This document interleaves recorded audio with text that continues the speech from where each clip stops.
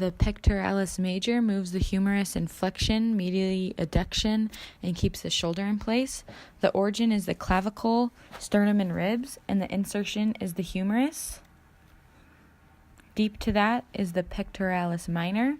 The action protracts the scapula down and forward, and the origin is 2nd through 5th ribs, and the insertion is the coracoid process. The serratus anterior. The action is protraction of scapula, helps with punching and pushing, and the origin are ribs 1 through 8 or 9, and the insertion is the scapula.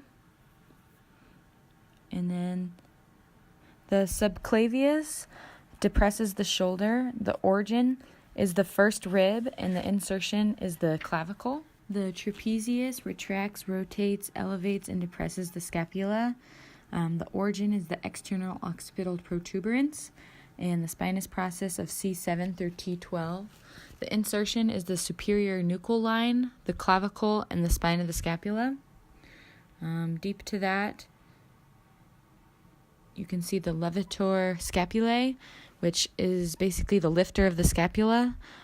Origin is transverse processes of C1 through C4, and the insertion is the medial border of the scapula. We have the rhomboids next. They retract and elevate the scapula. The major origin is spinous process of T2 through T5, and the insertion is the scapula. Rhomboids minor origin is spinous process of C7 through T1, and the insertion is the medial border of the scapula. Next is the deltoids. On the right side here, the action is the prime mover of the arm with abduction, and the antagonist muscle of the arm in adduction.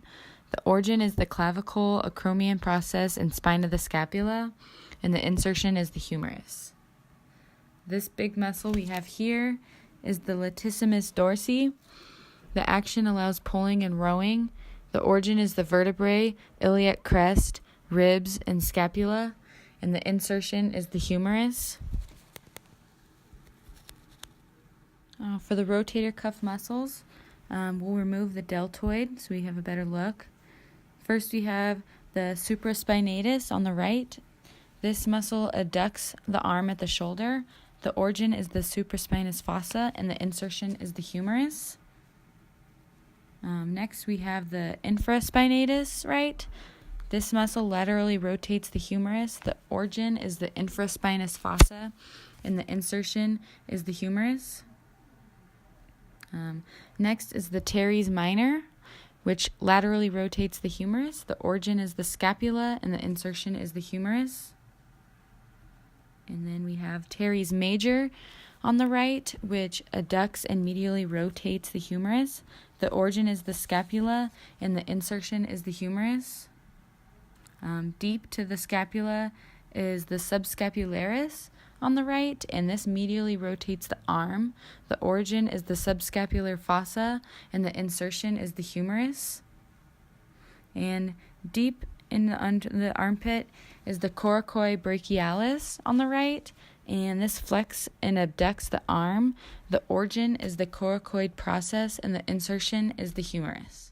The external oblique has lateral flexion and rotation of the torso. The origin is ribs 5 through 12, and the insertion is the xiphoid process, iliac crest, and the pubis. Deep to that is the rectus abdominis. This muscle is flexion of the torso. The origin is the pubis. The insertion is the xiphoid process and costal cartilages of ribs 5 through 7. The internal oblique is a lateral flexion and rotation of the torso. The origin is the iliac crest, and the insertion is 10th through 12th ribs. Deep to these is the transverse abdominis, which pulls the abdomen in. The origin is the iliac crest and intercostal cartilages of ribs 7 through 12. The insertion is the xiphoid process in the pubis. Underneath the ribs are some muscles for breathing. We have the external intercostals, which elevate ribs for inhalation, and the internal intercostals, which depress the ribs for exhalation. And deep to all of this is the diaphragm, which if I can get to, is right here. The diaphragm is important for allowing lungs to inflate and deflate. Muscles of the pelvic wall. First is the levator ani, and this helps support pelvic organs and contributes to sphincter activities of the urethra and anus. The origin is the pubis and the ischium. The insertion is the coccyx, urethra, rectum, and perineum. Next is the coccygeus. This supports pelvic organs. The origin is the ischium. The insertion is the coccyx and the lower sacrum. Next is the urogenital diaphragm. I'm going to spin this around.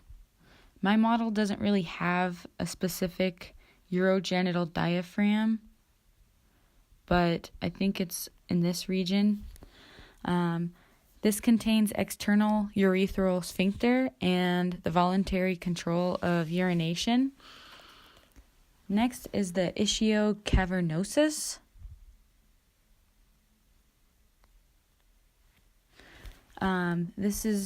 The action is clitoral or penile erection.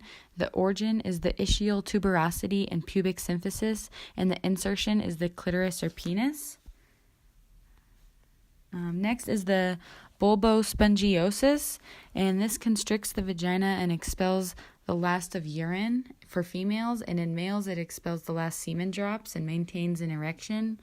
The origin is the perineum tendon, and the insertion is the clitoris for females and penis in the males.